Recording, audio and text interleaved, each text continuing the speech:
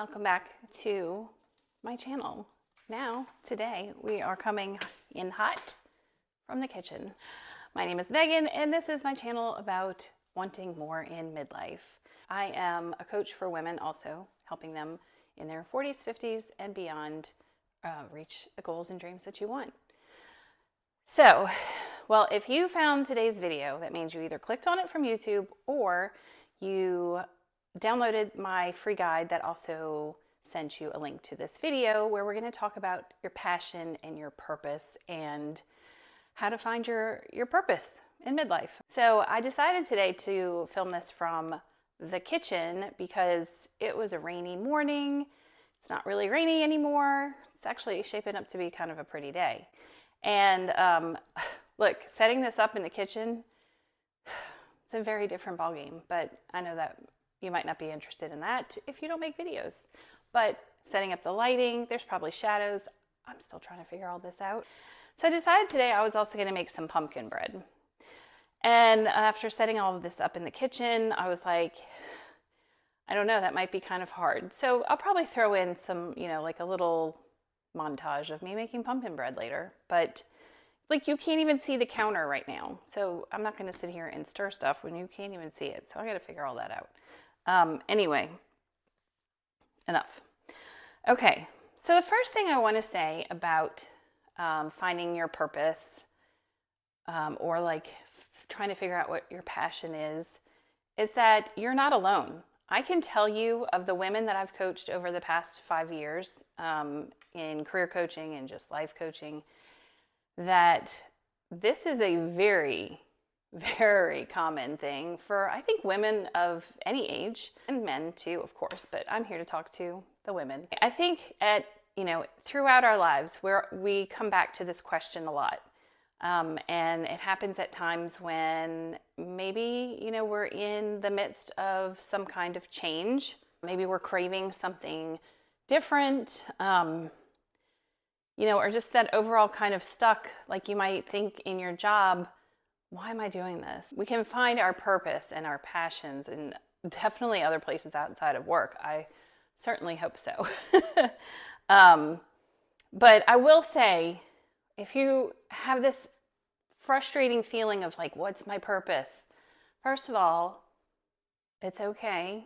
And I think sometimes it's overrated that we feel like we're supposed to have this one main purpose in life.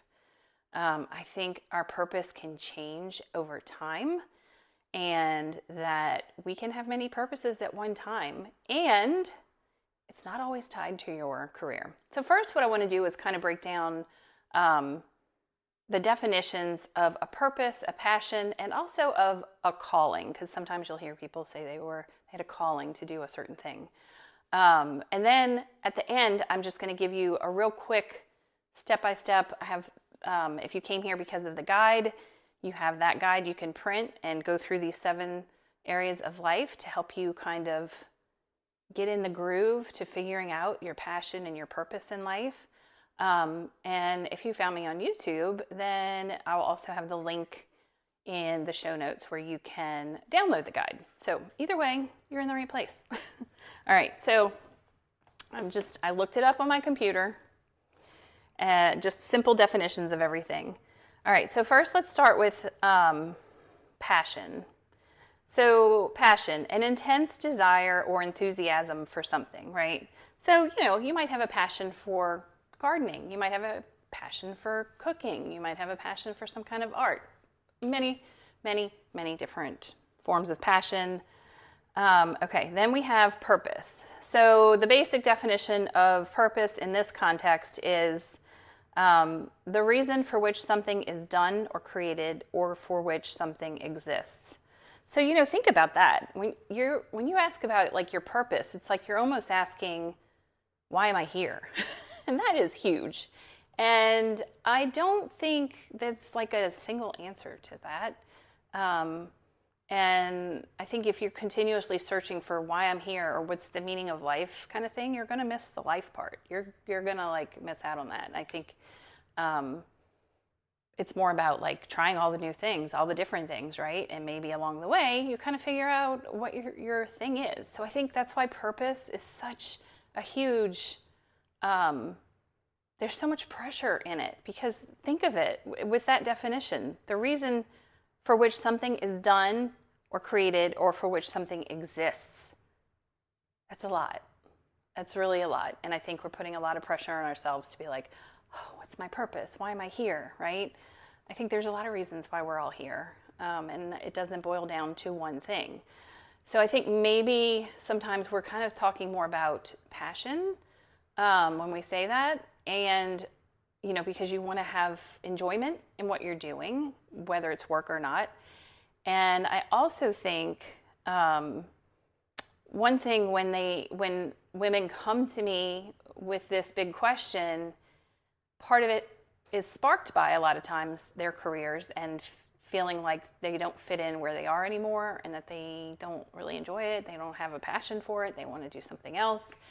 And that, so they will say, I want to do something that means something to me or to someone else. Like they or you figure out that what you've been doing doesn't feel meaningful to you anymore. And so it's time to rethink things and make some changes in order to feel that again.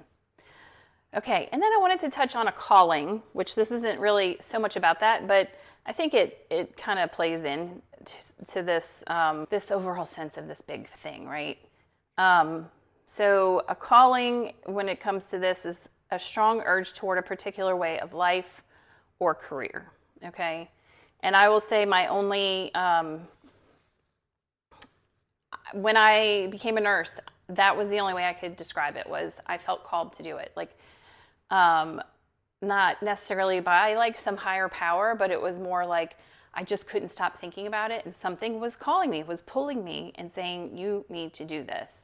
And I finally was like, okay, if I don't, I think I'm going to regret it. So I did it, and I don't have any regrets, and I'm really happy that I went through all of that and enjoyed nursing for a good, 10 plus years. So we've defined purpose, passion, calling. We're not really going to talk about a calling anymore. I just wanted to kind of put that in there to give you something else to think about. So what I can tell you personally is my purpose, my passion, I don't think I can sum up what my purpose is in one sentence or one thing.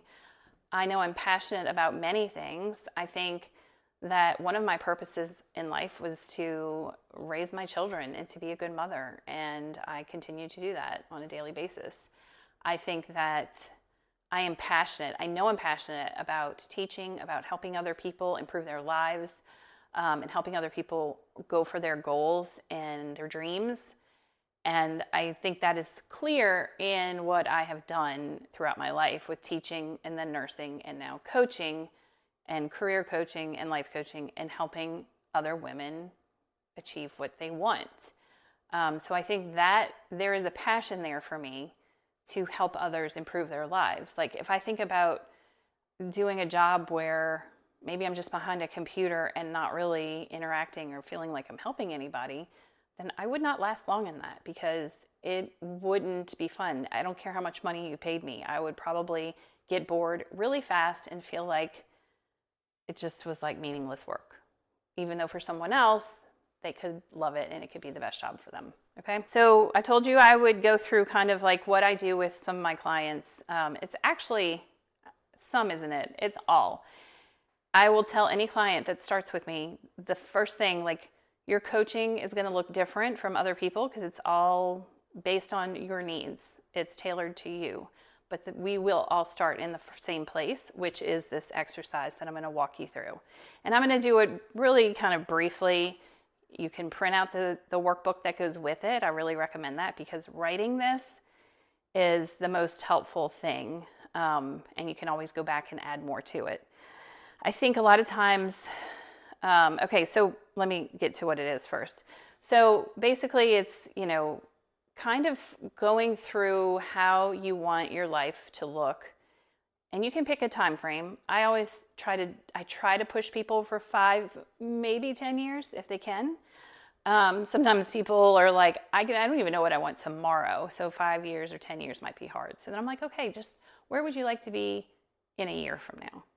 So just base that on how you're feeling as to what you want to kind of envision in your future, how far out you're going. Are you going out a year, 2 years, 5, 10? But I think doing something like this and thinking forward is really important, because we're all so busy in our day-to-day lives that we get really stuck in just looking, a few steps ahead. We get really caught up in our busy lives, and time sneaks up on us. We go through 7 areas. I wrote them down so I don't forget any of them. And I have done this with clients. Like I said, I have a free guide that kind of walks you through it. Obviously, when I do it with a client coaching, we are able to go much more in depth. I'm able to push you to think a little bigger. So 7 different areas in life. Okay. These are relationships, finances, career, your free time, giving back, health, and personal development. So what you do is just take one section at a time. So let's say you're starting with, let's do career, since I do career coaching. So you're going to write out how you want your career to look in 5 or 10 years. If you're retiring before that, then clearly just look out as far as you need to. But you want to get as specific as you can. And you can do this in sentences. You can just write out, just section, what's the word? You can just write out phrases, draw pictures. But what I do encourage you to do is to really think big. Like if your career, let's say I want to be in a career where I have time freedom, I don't have a boss, I have the flexibility to do what I want. I'm making, let's say I want to make $150,000 from it, and I want something that keeps me connected with people. I'm in the house working from home, but I can also go out and interact. You get what I'm saying? You want to get the details in there. Maybe you don't want to work on Mondays or Fridays, or, I know after working in a hospital for so long and working weekends and holidays, I never want to work another weekend or holiday again. And if I'm looking at a job and it says some holidays or some weekends, it's an immediate no. I'm not doing it. I did it long enough. I know people have done it longer than me, but for me personally, I was like, no, I sacrificed enough. I don't want to do it anymore. So be very clear, but I also want you to think big. So if something feels like, oh, that's crazy, I can't write that down. Let's say you want to start being an actress and you want to be in a movie. You would like to see yourself on TV one day. Put it. Don't think about all the steps in between yet or how impossible it might feel. Just write it down. Because today, if you're not doing anything towards that goal, like maybe you're not doing acting classes or trying to get into local stuff, then how are you getting to that point where maybe you can actually be on a big screen one day? There are many examples that show that women have done this late in life and have been very successful. So yes, each area, relationships, and for relationships, this isn't just like your partner or your husband, wife, boyfriend, girlfriend. This is with your family, with your kids, your siblings. How do you want those relationships to look in a few years? Because if you're not nurturing them or seeing these people now, and you want to be really close with them in 5 years, obviously there's a gap, right? We need to do something. Finances, think about all the different things in finances. How much you want to be making, how much you want to be saving, how much you want to be investing. Do you want to own real estate? All the different things that impact that. Finances could also look like, are your finances together and ready for, if something happened to you? Do you have a will set up? Will your family be taken care of? All those kind of things. Free time. So that's my favorite, this is where we're talking about traveling or reading, whatever you want to do in your free time. It can be little, it can be big. Giving back to your community becomes really important to think about how you want to do that. And that can be in many different forms. I think you know that. So how exactly could that fit into your life in the future? your health. So are you doing the necessary things right now? Are you seeing the doctors you're supposed to be seeing at your age, the tests you're supposed to be getting, the, preventative stuff at your age? And then like in the future, like how do you want this is all, I might be asking you about things, are you doing these things now? But it's to be able to look at the future. So how do you want your health to be in the future? Do you still want to be, if you're an active person, do you still want to be active? So how are you planning on doing that? Or do you want to have more activity? And then personal development, which is one of my favorites, to just continue. And I know it can be hard to maybe think about this in the future, but like if maybe, say you like meditating now, maybe in the future you'd like to find a group or a retreat that does meditation so you can further your practice. Or it can be coaching is another area in personal development. If you want to aim for different things, hiring a coach can help you do that. And maybe right now you're not ready, but you're like, ooh, I would love to do that in a couple of years. I have like a short list on my computer of like coaches I'd like to work with along the way. And I love checking the box off after I've done that, So anyway, those are the 7 areas. When you go through these 7 areas, pick some things to start with, because it can feel overwhelming if you really put a lot into it and you have a lot of stuff written down. Pick 1, 2, 3 things. I wouldn't do more than 3, and set some goals of how you can start working on those things now. And remember, start small. Just little steps here and there will get you further than thinking, oh, this is a huge goal, it's going to take me forever, because then we wind up shutting down. Feel free to ask me any questions below. But what this will do, and if you really put effort into pushing yourself to think big in what you want in the future, it will help you think of the things that mean something to you. It will help you with understanding what you're passionate about, the things that you want to either bring into your life and add, or the things that you want to do better or bigger, or things, these could also be like, I don't want this habit anymore. Let's say you have a bad habit that's not good for your health. Like maybe you still smoke, and in 5 years you're like, I'm not smoking anymore. I have quit smoking and have been smoke-free for, however many years. So that kind of thing. And this has helped my clients because they will suddenly, it helps bring things into focus for them. And it can help them realize that some of these things that they want in the future, it helps them start working now on these things that they want in the future. And it gives them purpose. It makes them feel like, okay, I am working towards something. I am doing things, building things into my life that's making me feel like just better in general, just more well-rounded, that I'm actually doing something in my life. And like I said, it could be related to your career. It doesn't have to be related to your career. But I think the bottom line for me and what I want to share with you is purpose puts a lot of pressure on you.